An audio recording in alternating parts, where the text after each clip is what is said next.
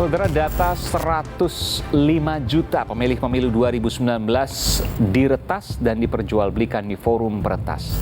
Informasi dugaan kebocoran data pribadi yang kembali terjadi di forum peretas kali ini menimpa sejumlah pejabat publik di Indonesia. Penjualan data yang diduga data pribadi marak di forum peretas membuat sejumlah koalisi masyarakat sipil membuka posko pengaduan data pribadi. Saudara, sejumlah surat rahasia Presiden Joko Widodo, Badan Intelijen Negara, serta dokumen Sekretariat Negara diduga bobol oleh peretas. Presiden Jokowi telah membentuk tim khusus untuk menghentikan serangan peretas seperti Bjorka dengan melibatkan sejumlah instansi anti serangan siber. Diretas dan diperjualbelikan di forum peretas, namun KPU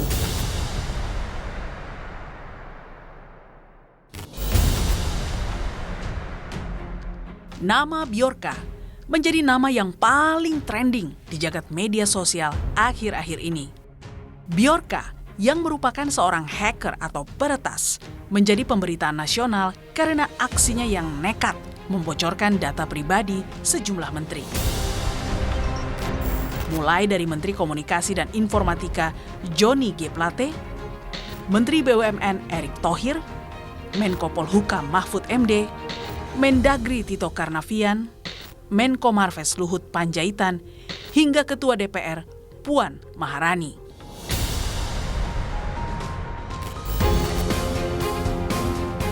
Dan yang paling geger, klaim Bjorka yang membocorkan surat dan dokumen rahasia Presiden Jokowi pada Sabtu 9 September.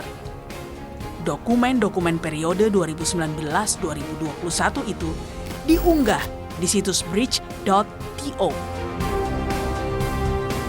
Salah satu surat yang diunggah diduga berasal dari Badan Intelijen Negara.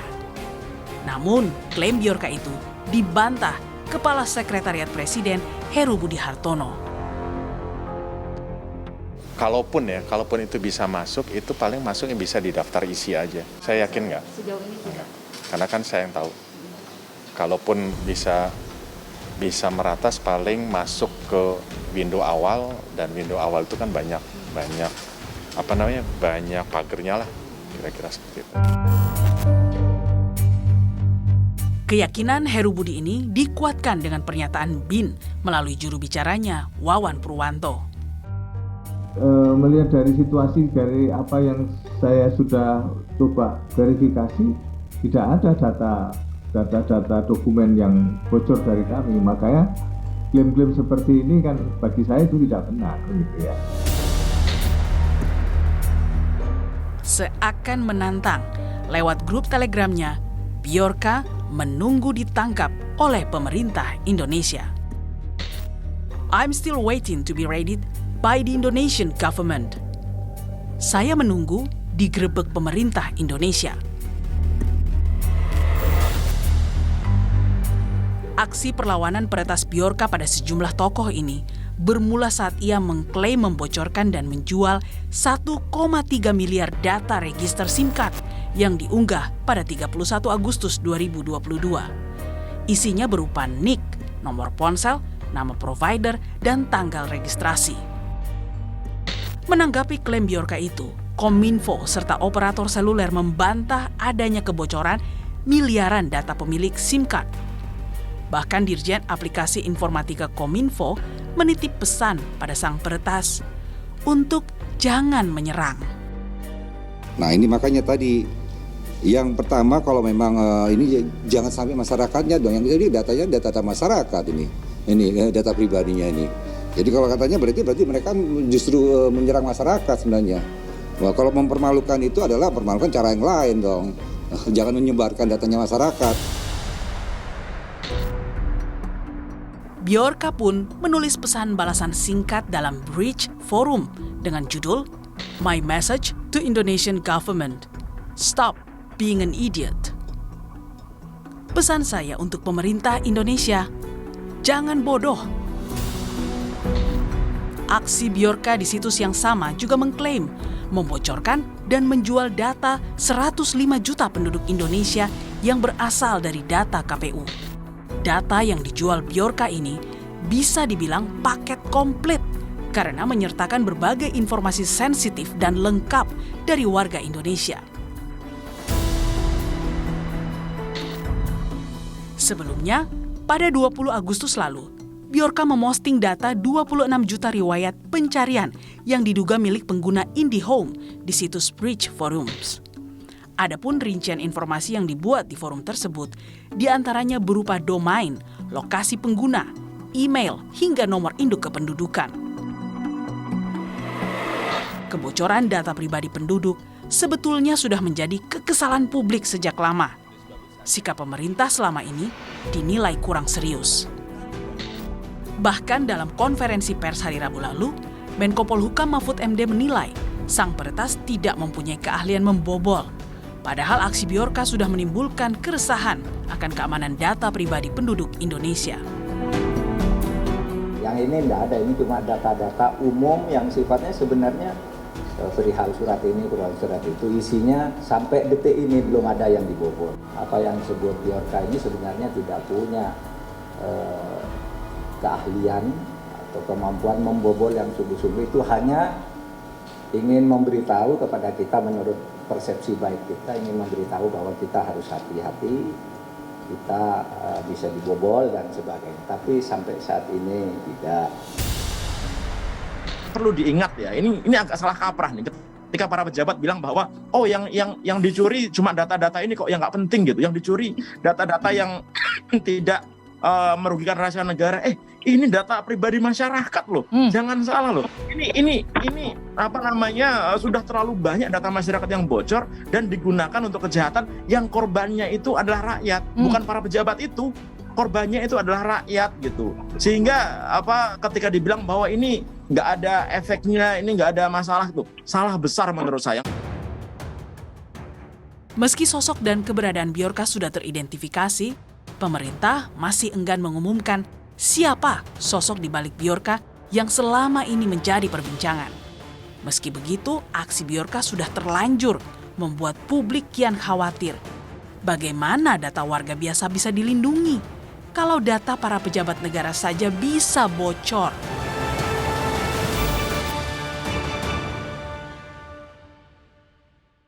Saya sudah bersama pakar kompetensi keamanan siber yang juga dijuluki pawang hacker di kalangan IT. Ia adalah Dr. Imade Wirjawan. Selamat malam Pak Made. Pak Made, jadi Anda ini hacker, bahkan sudah dibilang pawangnya hacker. Hacker mungkin hacker dalam arti yang awal ya. Artinya saya punya curiosity teknis untuk mengetahui mengoprek-ngoprek sesuatu itulah. Jadi hacker, kalau orang sebenarnya melihat dengan apa yang dilakukan Bjorka belakangan ini, hacker itu adalah penjahat di dunia digital. Apakah bisa saya katakan Anda ini juga pakarnya penjahat digital? Saya baik-baik kok. Jadi sebetulnya arti hacker sebetulnya dari awalnya itu, hacker itu adalah mereka yang punya rasa kepenasaran yang tinggi terhadap hal teknis. Tidak ada kaitannya dengan kriminal. Jadi hacker tidak ada kaitannya dengan kriminal. Tidak ada kaitannya dengan merusak. Tapi bukankah hacker itu misalnya secara definisi adalah mereka yang suka meretas, menyerang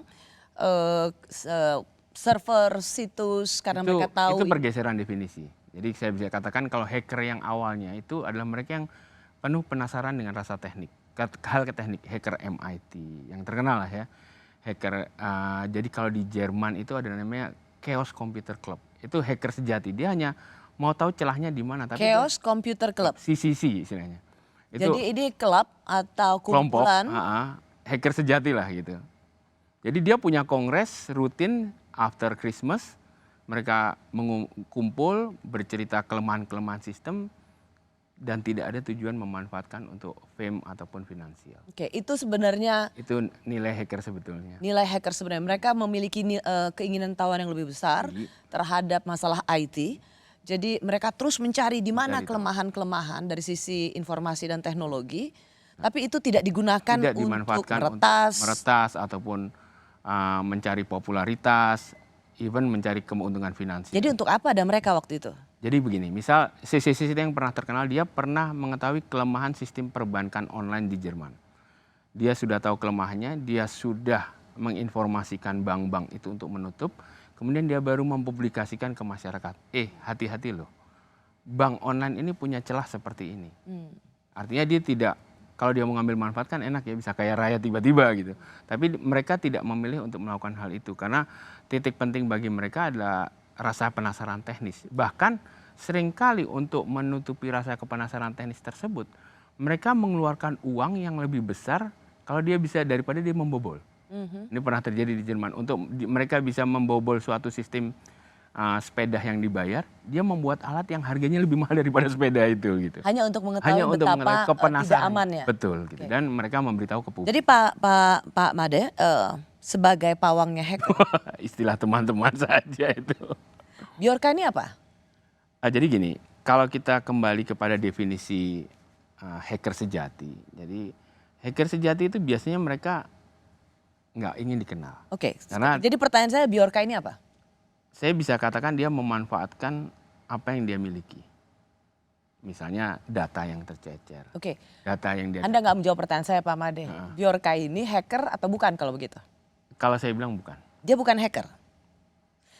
Hacker yang sejati dia tidak akan memanfaatkan sebagai keuntungan dia baik famous ataupun finansial. Tapi kan kita juga tahu ada hacker hitam, hacker ya, itu abu-abu, akhirnya hacker sekarang putih. Bergeser hacker itu dia Jadi yang hacker putih hitam, seperti Anda yang lakukan dulu, abu-abu ya di yang tengah-tengah hacker hitam. Kenapa Anda tidak langsung mengatakan bahwa Bjorka ini adalah seorang hacker hitam? Gini, kita bisa bilang hitam atau putih itu kan setelah ada investigasi dan pembuktian.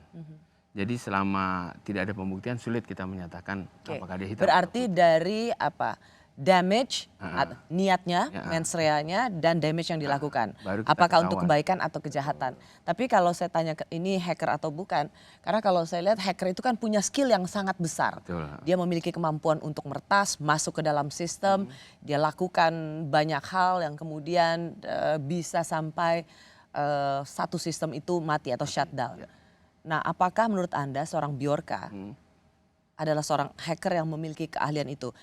Apa latar belakangnya? Bisa dapat surat BIN, bisa mempublikasikan puluhan juta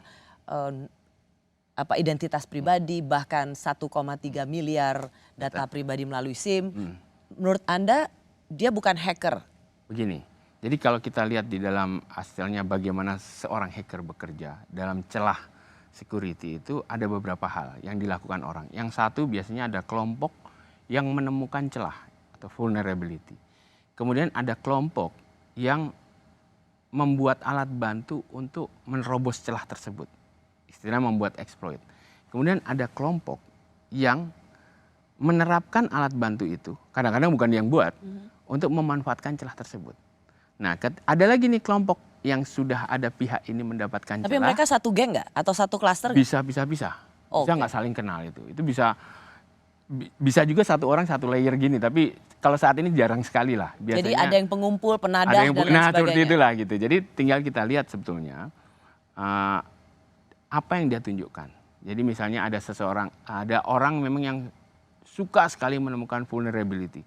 Itu track record dia tuh banyak tuh, dia vulnerability yang dia temukan. Ada orang yang sukanya bikin exploit.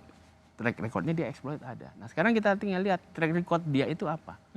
Nah kalau dia memang banyak istilahnya memberitahu data, ya mungkin dia adalah orang yang mendapatkan data secara banyak.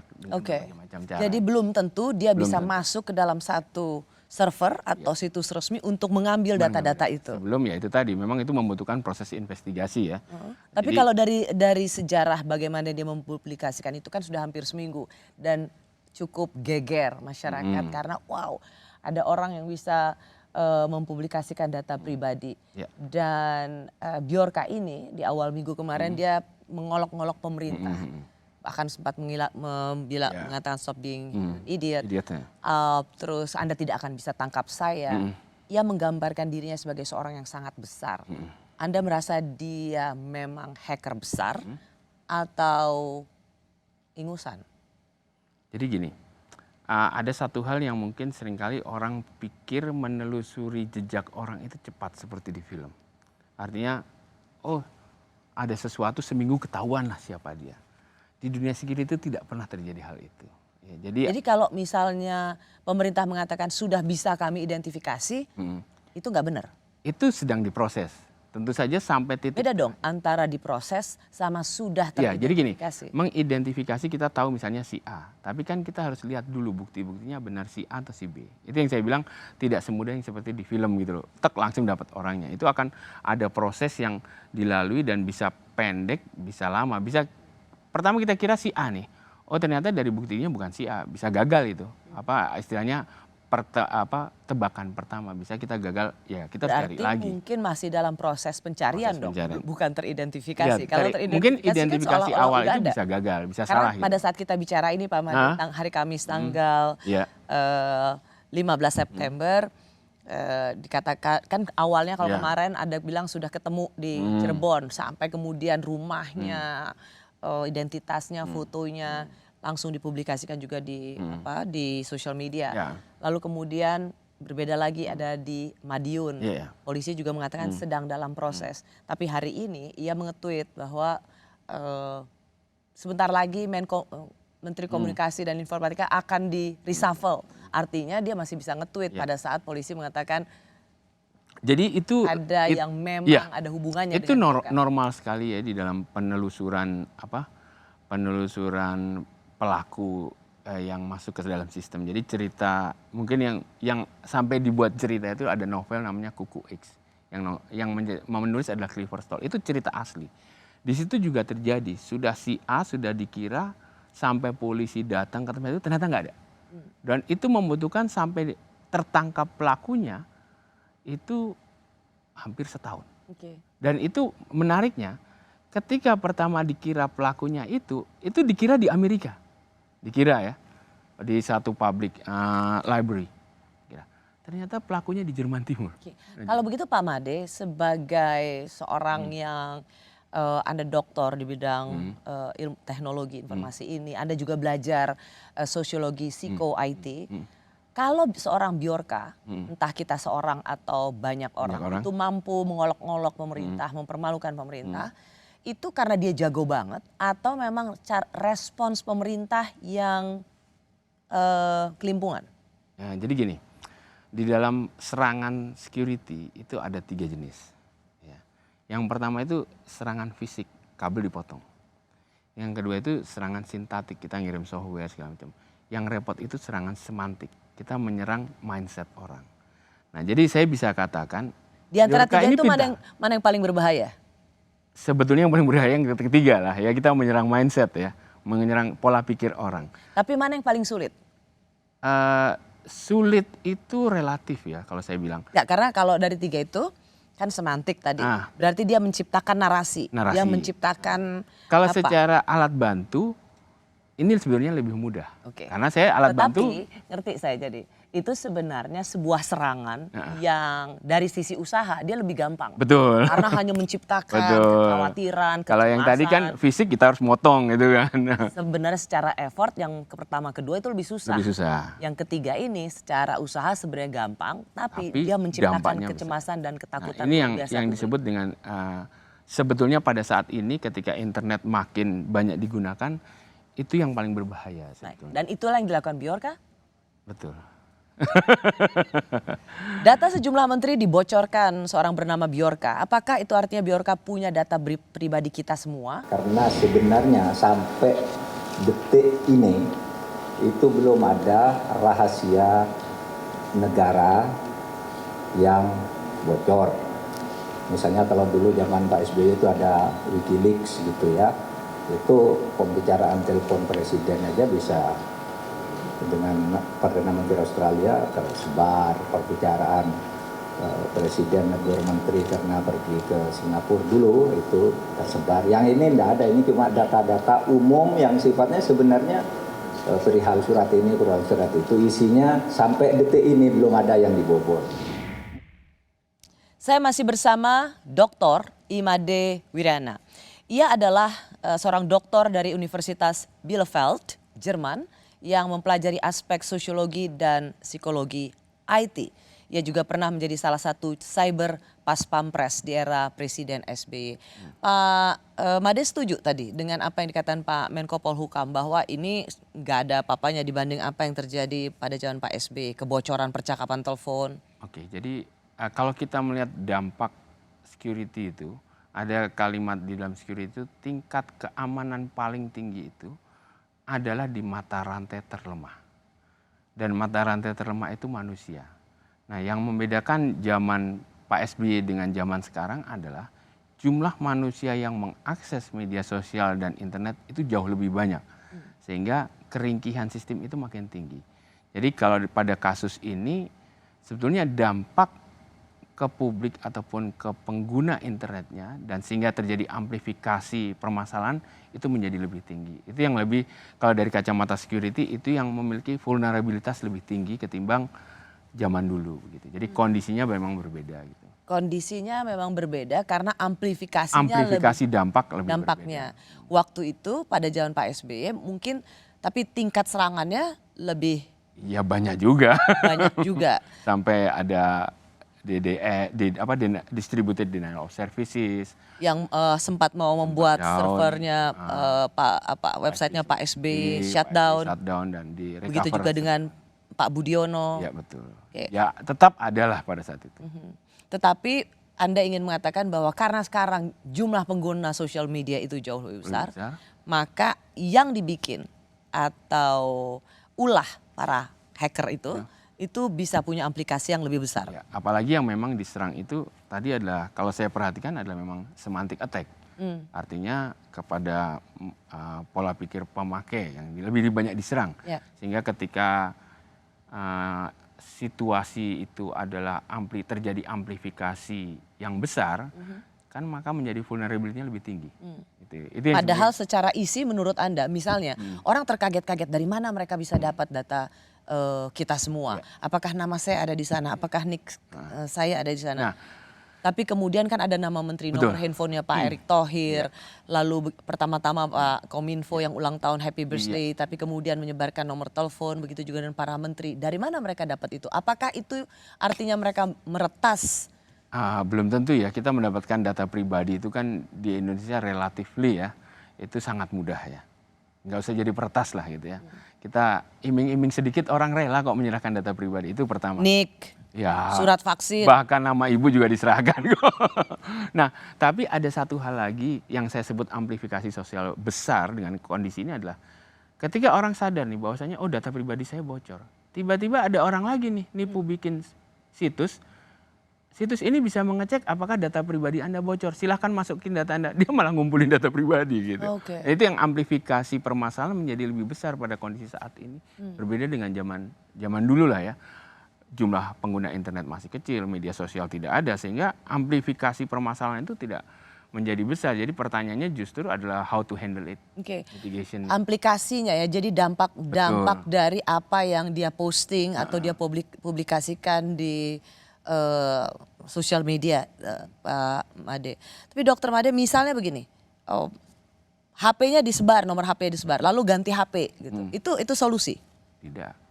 Kita dengan nomor HP lama kan bisa, ya mungkin kita kelupaan, atau ganti nomor. Kita memverifikasi dengan nomor HP lama di akun yang mana bisa terjadi. Atau misalnya gara-gara Bjorka ini ada wakil DPR mengatakan dapat serbuan WA sehingga nggak mau pakai WA lagi, itu juga solusi? Mengganti dengan WA yang lain atau mengganti dengan menutup messenger yang lain gitu. Jadi pada kasus ini banyak beberapa orang yang misalnya saya ganti nomor handphone, adalah gitu. Entah kenapa juga nomor handphonenya diketahui. Ada juga akhirnya saya nggak mau pakai messenger WhatsApp, saya pakai messenger yang ada juga yang melakukan mitigasi dengan cara seperti itu. Jadi memang akhirnya orang berpikir gimana melakukan mitigasinya, mengurangi risiko. Tapi ini bagian mitigasi nggak? Atau sebenarnya bukan itu persoalannya? Jadi sebetulnya kalau kita bicara persoalan, kalau saya sendiri pribadi, tadi kan saya sudah katakan bahwasannya mata rantai terlemah dari sistem itu manusia. Dan manusia itu bukan hanya manusia pengguna loh. Manusia pengguna, manusia pengembang, manusia yang operate. Nah, kelemahan kita ketika membuat sistem di Indonesia, manusianya itu nggak pernah diperhatikan. Saya bikin sistem secanggih apapun, orangnya nggak ada. Anggaran untuk orangnya kecil. Itu PR kita. Dan orang itu termasuk bagaimana kita mengedukasi masyarakat. Contoh paling mudah. Hubungannya, maaf Dokter Made, apa hubungannya dengan fenomena Bjorka ini? Ya, jadi gini, ketika satu, masyarakat tidak teredukasi dengan baik. Kedua, pengembang sistem tidak teredukasi dengan baik. Ketiga, operator sistem yang mengelola sistem tidak teredukasi dengan baik. Hasilnya kita memiliki sistem yang serampangan. Paling gampang kan Sistem yang serampangan. itu kan. Sistem itu saya tidak bilang hanya sistem software hardware, tapi secara keseluruhan lah. Itu yang terjadi termasuk proses bisnisnya serampangan. Oke, sistem serampangan itu gimana misalnya kaitannya dengan pengumbaran data pribadi kita? Ya misalnya gini, kita membuat sistem yang proses verifikasinya hanya bergantung kepada set data pribadi tersebut. Itulah justru malapetakanya. Takanya gitu. Oke, Pak Dr. Made ingin mengatakan bahwa ketika kita apa-apa dimintain KTP sehingga itu ada NIK, lalu kemudian bikin apapun pakai kartu keluarga, bikin visa, kartu keluarga diminta, itu sebenarnya sumber malapetaka. Iya. Jadi gini, ketika pembuat termasuk sebenarnya kan itu diadopsi ketika kita mau mendaftarkan SIM card. Iya, jadi punya SIM nomor card, baru. segala macam. Jadi yang sering jadi masalah gini, ketika kita membuat mekanisme, kita tidak melakukan istilahnya vulnerability analysis ataupun risk analysis. Celahnya di mana? Itu tidak kita lakukan. Jadi itu kan salah satu celah kalau kita mikir di awal, oh kalau orang tahu nih, tahu ini bisa jebol dong. Itu kan diakulkan di awal, tetapi melakukan analisis itu cost, biaya. Nah kita kadang-kadang kejar tayang nih. Oh ini biaya tambahan, udah nggak usah dipikirin dulu deh, nanti aja kalau ada masalah baru pencegahannya gimana. Penutupan biaya tambahannya baru kita pikirkan. Jadi kita tidak berpikir di depan, kalau ada apa-apa bagaimana di sistem ini. Ini kebiasaan yang terjadi di kita. Sehingga kalau kita berpikir seperti itu, oh kalau semuanya kita serahkan hanya bergantung NIK pakai ini kan bisa seperti ini. Nah artinya kita harus punya cara lain dong. Nah ini yang biaya. Sebelum kita masuk kepada bagaimana sistem mengumpulkan data pribadi untuk proses bisnis, proses verifikasi dalam hal yang paling sederhana sekalipun masuk ke gedung aja tinggalin KTP. Tapi kembali kalau kita bicara soal fenomena Bjorka ini artinya dengan memberikan mempublikasikan data pribadi, kartu vaksin, NIK, nomor handphone itu bukan sebuah kehebatan bagi seorang hacker.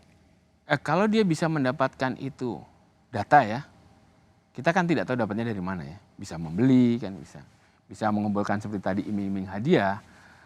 Ya dia jujur saja tidak tergolong sebagai hacker gitu. Karena tidak ada kepenasaran teknis. Ya mungkin kalau kita golongkan hacker untuk mengumpulkan itu dia memakai social engineering gitu. Tapi kalau sebagai hacker technical ya dia tidak perlu memiliki kemampuan seperti itu. Kalau saya punya iming-iming hadiah, orang rela kok ngasih data pribadi dia gitu kasarnya kan gitu. Nah jadi kalau saya pribadi kita lihatlah kalau hanya data yang diekspos. Tetapi tetap ketika orang mengekspos data itu sudah suatu kesalahan lah. Kriminal gitu ya. Itu garis bawahnya di situ. Apapun alasannya gitu ya. Nah tapi data itu didapat dari mana? Itu yang menjadi pertanyaan sebetulnya dalam penelusuran permasalahannya gitu. Apakah data itu dia dapatkan dari pihak ketiga? Kan bisa aja orang kecewa segala macam dikasihin ke dia. Atau jual beli. Atau dia jual beli bisa. Nah itu kan yang belum diketahui. Pertanyaan saya sebenarnya, jadi menurut Anda siapa Bjorka ini? Ya bisa siapa saja. Tapi bisa sekelompok orang gitu. Mendefinisikan dia? Kalau saya pribadi, jujur dia pengumpul data. Karena gini, kalau misalnya saya logika seorang yang penasaran teknis, kalau saya memang bisa masuk ke sistem A yang berbeda jauh dengan sistem B, ya saya hanya akan koleksi data si A saja kan, logikanya gitu kan. Karena masuk ke sistem itu beda, sistem itu caranya beda lah, nggak akan sama gitu ya. Kecuali sistemnya sama. Jadi kalau saya masuk sistem KPU, ambillah gitu ya. Sistem istana itu kan sistem beda, celahnya beda gitu. Nah, kalau saya masuk ke suatu sistem, biasanya saya hanya akan punya data yang sistem saya masukin. Tapi kalau saya punya koleksi of data, saya jadi kayak repository data. Artinya saya mengepul data yang nggak tahu dapat dari mana. Gitu. Itu bedanya kalau di security, ya, ada orang yang menemukan vulnerability. Ya. Oh saya tahu nih celah vulnerability. Ada orang yang isinya tugasnya dia mengkatalogkan dan melakukan repository dari vulnerability. Apa? Gimana tuh membahasakan yang bahasa awam? Dia jadi hanya mengkoleksi aja. Oke. Jadi, oh Anda tahu nih celahnya tak catat ya celahnya ini. Nah, itulah yang diposting. Nah ini gitu. Nah itu kalau dia misalnya Anda katakan hacker yang jagoan, seharusnya yang dia publikasikan apa? Vulnerability-nya. Jadi justru kelemahan dari sistem yang ada. Dan kalau misalnya orang terkejut-kejut soal surat BIN ke presiden, Anda nggak terkejut itu? Ya selama belum ketahuan itu surat apa ya bisa apa saja kan. Ya kan?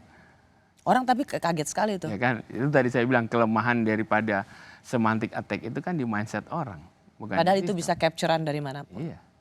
Jujur saja kalau sekarang gini, saya punya daftar surat gitu. Dari Mbak Rosi kepada siapa, dari ini kepada siapa. Saya kan bisa ngetik itu sendiri. Kasarnya gitu ya. Sebelum ada bukti bahwa memang hal itu, kalau secara investigasi, hal itu memang dimasukkan dari kita masuk kepada sistem. Ada juga faktor lain. Ini juga kita bilang kelemahan ya di kelembagaan kita. Bisa aja dia dapat harddisk bekas. Dan itu tidak hanya di Indonesia. Buat Anda, orang-orang seperti Bjorka ini kerja untuk siapa? Ya kalau sekarang ya di skin hacker lah ya. Nggak beda dengan zaman dulu ya. Kalau dulu itu kan orang melakukan kerjaan gini hanya hobi lah, penasaran. Kalau sekarang bisa finansial, bisa politik. Kalau penasaran saya rasa agak kecil. Bisa aktivis, orang yang punya latar belakang politik, ingin menyatakan sesuatu, bisa. Gitu. Siapakah yang disebut dengan hacker dan bagaimana mereka bekerja? Motifnya ternyata juga gado-gado. Ada yang motif politik, motif ekonomi, motif jual beli gitu dan sebagainya. Sehingga juga ya motif-motif kayak gitu itu sebenarnya tidak ada yang terlalu membahayakan. Bahkan kalau dari hasil kesimpulan tadi, apa yang disebut Bjorka ini sebenarnya tidak punya keahlian atau kemampuan membobol yang sungguh-sungguh, itu hanya ingin memberitahu kepada kita menurut persepsi baik kita, ingin memberitahu bahwa kita harus hati-hati, kita bisa dibobol dan sebagainya. Tapi sampai saat ini tidak. Masih bersama saya Dr. Imade Wiryana. Ia disebut sebagai salah satu hacker yang paling ditakuti di Indonesia. Sebutannya adalah pawang hacker. Dr. Made, nggak perlu ditakuti kok, itu biasa aja. Kenapa ketawa? Ya mungkin pada posisi itu harus mengadumkan masyarakat gitu. Karena memang pada serangan seperti semantik ini yang paling berbahaya menurut saya itu adalah ketidakpercayaan atau istilahnya keriuh rendahan di masyarakat. Itu yang paling berbahaya. Jadi entah menimbulkan ketidakpercayaan kepada masyarakat, ketidakpercayaan pada sistem elektronik pemerintah. Itu kan yang berbahaya menurut saya ya. Itu yang paling berbahaya. Ketidakpercayaan kepada yang akhirnya kan kita tidak percaya sama siapa saja, siapa aja yang punya data saya bisa bocor itu kan itu yang berbahaya menurut saya dari sisi namanya semantic attack itu, karena yang diserang adalah otak kita atau pikiran kita dan amplifikasinya itu saat ini besar sekali. Gitu. Serangan pada mindsetnya publik. Karena kalau tadi kita bicara, Dr. Made sendiri mengatakan secara teknis apa yang dia lakukan itu tidak memiliki skill set khusus lah. Apa? Skill set khusus. Khusus gitu.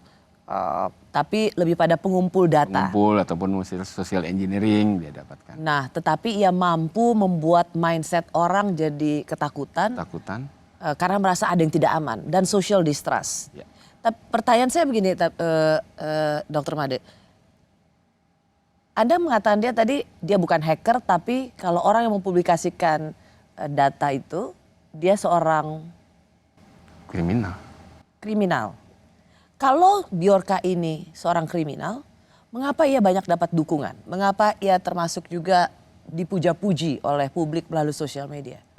Jadi begini, pertama ya mungkin faktor masyarakat Indonesia itu sering yang gegap gempita lah ya kita kata itu. Kedua, kita sendiri memang sebelum adanya undang-undang PDP kita tidak punya sesuatu hal yang mengatakan PDP perlindungan data pribadi. Itu kan masih RUU ya. Kita belum punya, beda dengan di negara lain sudah punya gitu. Sehingga publik pun tidak tahu bahwa hal itu adalah kriminal. Ini sama halnya ketika dulu orang nge-divest situs. Orang bilang itu tidak kriminal. Ketika sudah ada undang-undang ITE dan ada edukasi, ya orang sadar bahwa itu kriminal. Nah, ini hanya masalah pemahaman orang, tapi bukan hanya masalah data pribadi kalau di kasus Bjorka ini yang social distrust. Tapi yang lebih ditakutkan lagi adalah ketidakpercayaan publik kepada sistem elektronik yang dikelola oleh pemerintah.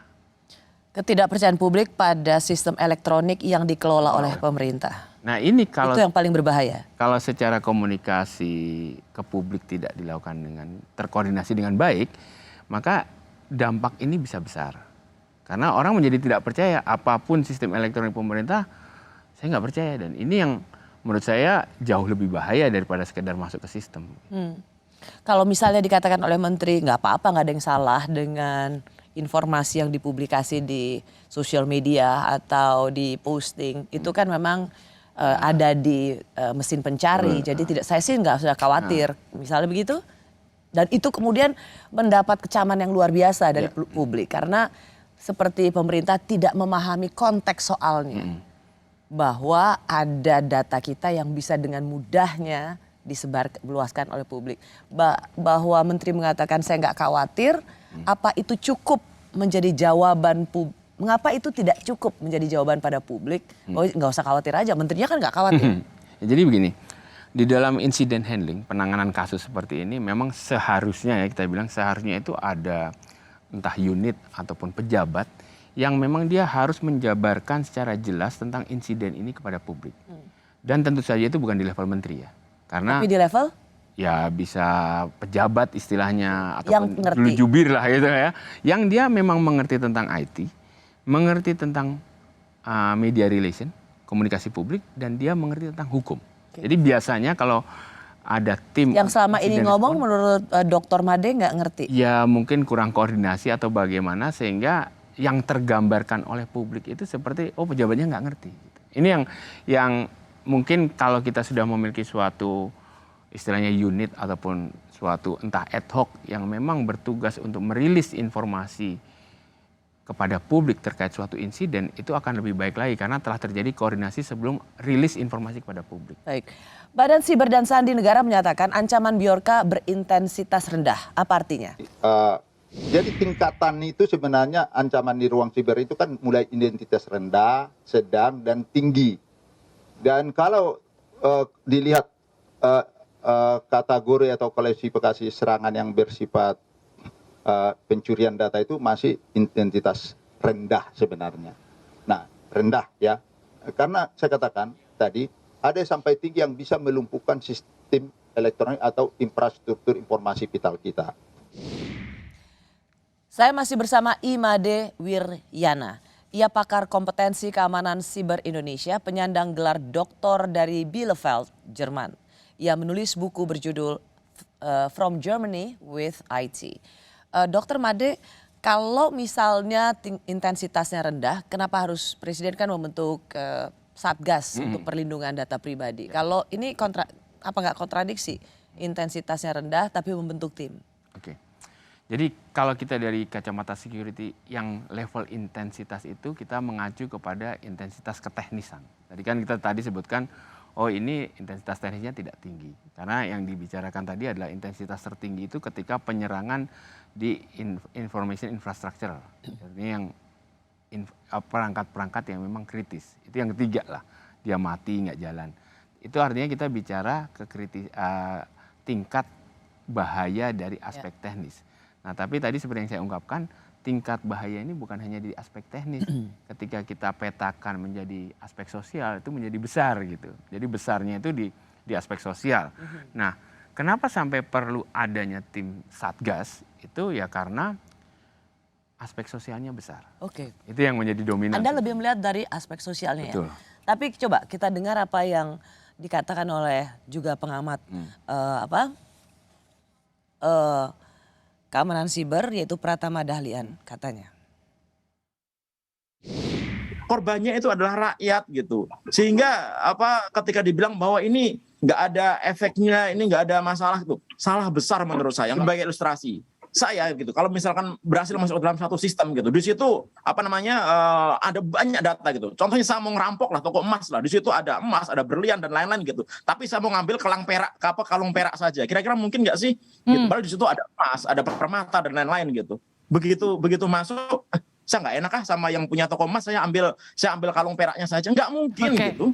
Ya pasti diambil semuanya gitu, pasti dicuri semuanya gitu. Nah mungkin belum dikeluarin satu-satu aja gitu, tetapi data-data yang bocor kemarin itu sudah cukup sebenarnya untuk merugikan seluruh masyarakat Indonesia, karena masyarakat kita akan menjadi target dan calon target kejahatan yang menggunakan nomor-nomor tersebut, data-data tersebut. Jadi Dokter Made, nggak melulu tentang narasi yang membuat publik takut, tapi sesungguhnya korban publik juga jadi korban. Tadi itu publik menjadi korban itu karena aspek sosial, yaitu social engineering yang digunakan untuk melakukan hal sesuatu. Nah, ketika yang tadi kerentanan sistem itu kita bicara aspek teknis. Sejauh mana sistem elektronik itu diserang? Apakah dia sampai dibobol, apakah di down sampai. Kalau yang kritis itu sistem elektronik misalnya yang mengatur listrik di down, itu kritis, itu kita bicara teknis. Nah ketika saya mendapatkan data dan saya menggunakan dan menyebabkan kerugian orang, kita kan sebetulnya berbicara di aspek pemanfaatan dan sosial dari data tersebut. Nah ini yang menurut saya sebenarnya lebih berbahaya gitu, karena kita nggak bisa kontrol. Gitu. Ya ini yang tadi di awal Dr. Made mengatakan bagaimana dalam setiap transaksi proses verifikasi, ID kita diminta, KTP kita diminta, KK kita diminta. Nah kemudian yang menyimpan identitas kita ini apa? Mereka akan bikin apa kan itu nggak terkontrol. Itu yang memang bahayanya dari sisi bagaimana dalam setiap proses bisnis dan identitas kita selalu diminta. Dan itu kepada cara pandang. Jadi ketika kita bicara kebocoran data pribadi, cara pandang kita itu hanya sistem elektronik kan, database bocor. Pernah nggak kita mikir fotokopian itu bocor?